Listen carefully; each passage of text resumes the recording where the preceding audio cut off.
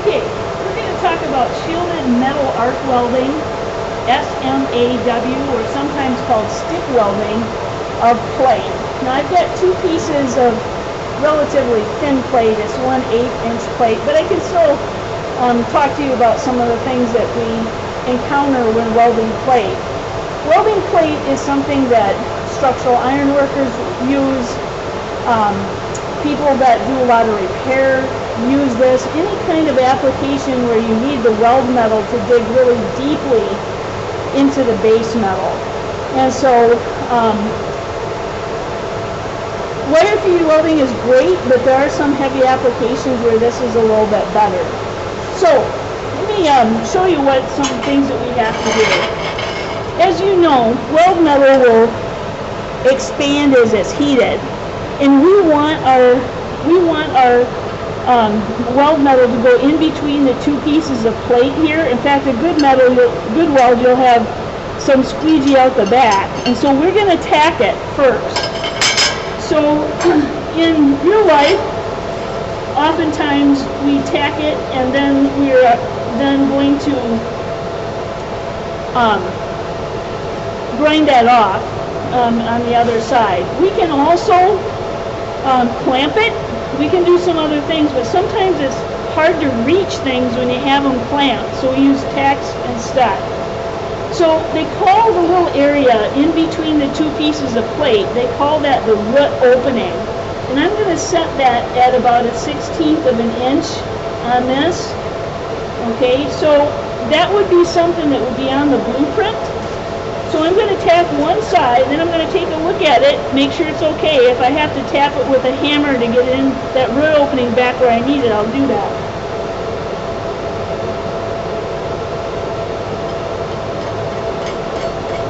Well, shoot.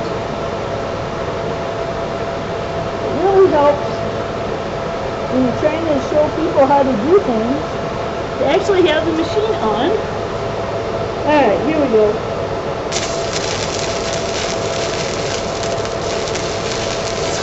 Just made a little short bead on the one side. Looks like my root opening is okay. So I'm going to put it on the other side.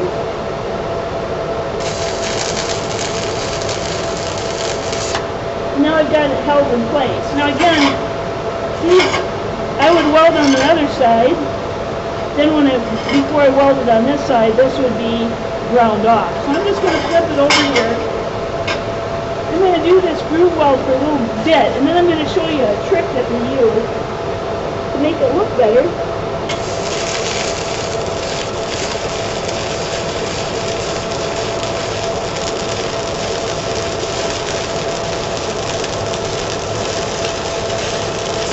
Alright, so welded a little bit there just so I can show you something.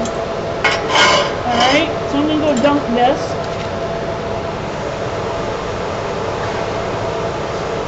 You guys remember too that I'm just dunking it because I'm handling it right away. In real life, you don't want to dunk it ever. You want to let it air cool. It'll be stronger.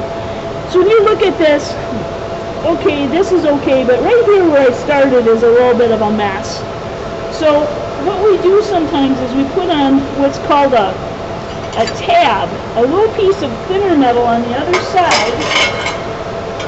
And I'll show you how that's useful. So I've got a little baby gripper clamp here, and I'm going to actually clamp this on here. Just again show you another use of things.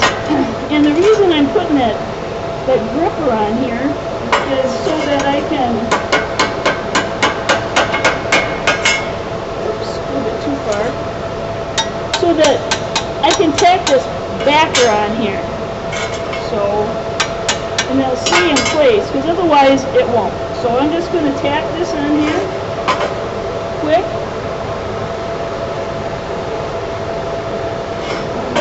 Stop tacking on right here.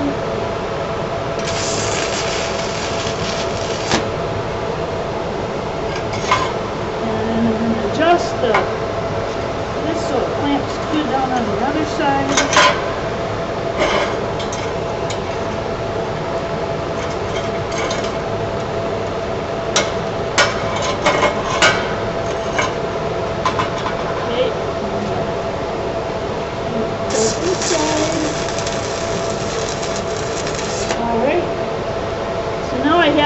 that tab on it. Okay, so now I got a tab. Now, what that allows me to do is actually run my weld up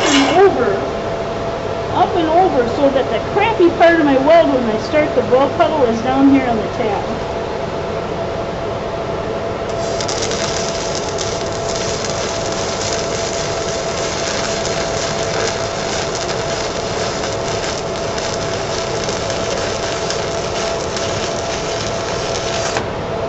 Okay, boy, that's getting down there. By the way, that's about how far you want to do that. Any closer than that, you start to melt the electrode holder. Turn this off for a sec.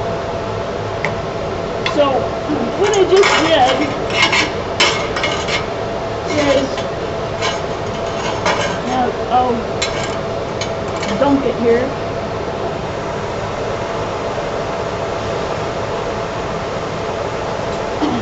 As I welded it, so the crappy part is over here, and the rest of the weld, piece is getting kind of hot here.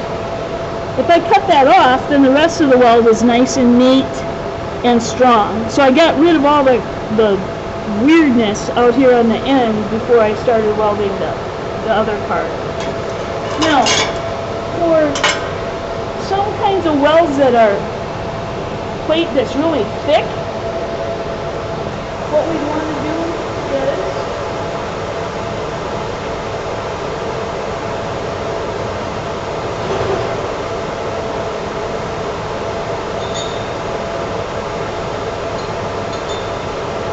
sorry about that. Something that's thicker, we might want to do more than one pass. They call that multi-pass welding. And so the first pass that you do is called the root pass. So let me just do that for you here so you know what I'm talking about. Sometimes you can't get everything put together with one pass. So I'm just going to weld here. Oops. Turn on the machine. Okay.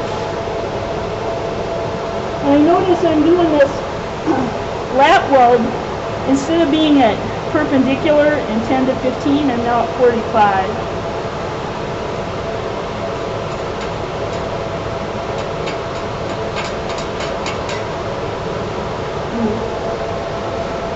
Machine flipped off a little bit.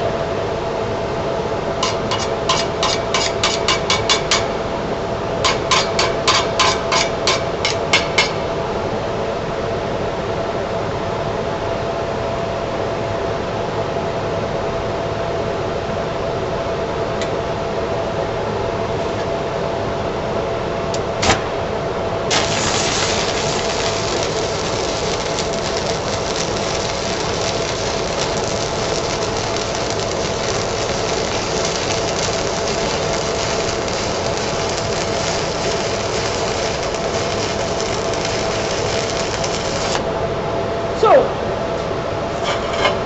I got it partway welded, but it's not going to connect down at the bottom. So let me show you.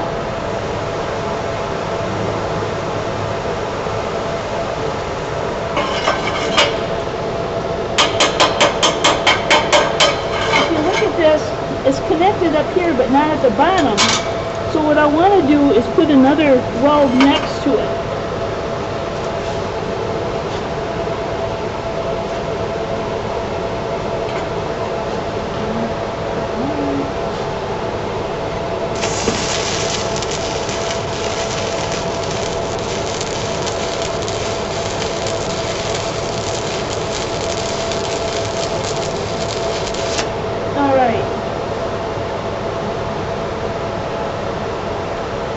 Okay, so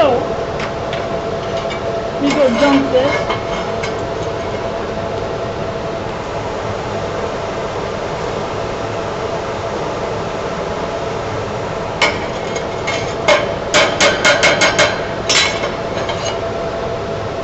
So now I've got two welds next to each other, and that's what we call the other weld that covers it is called the cover pass, and the original weld is called the root pass. Okay, so just so you can see what a decent weld looks like, I'll just run a little bit of a groove weld here for you to look at, give another idea of what they're supposed to look like.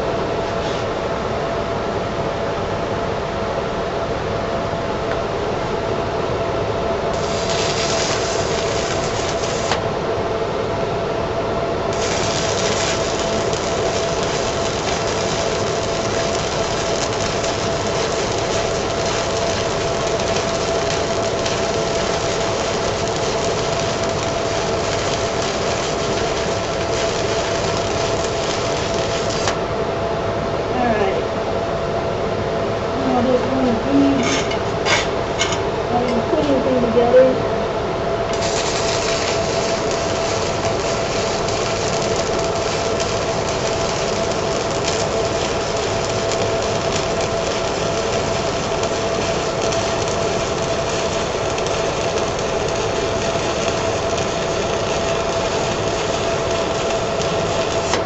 Kind of wanted to weld so you could see as you weld along, see how the electrode got smaller. And that's why this isn't quite as efficient as some other kinds of welding, because you'd have to change this out all the time. So, just kind of wanted to show you that. Let me actually take this and dunk it so you can see. Just so you have a little better idea what they're supposed to look like. So, when you chip the slag off, it should kind of just come off sort of easily. You notice that I didn't have to like hit it with a hammer. I just kind of gently took it off of there.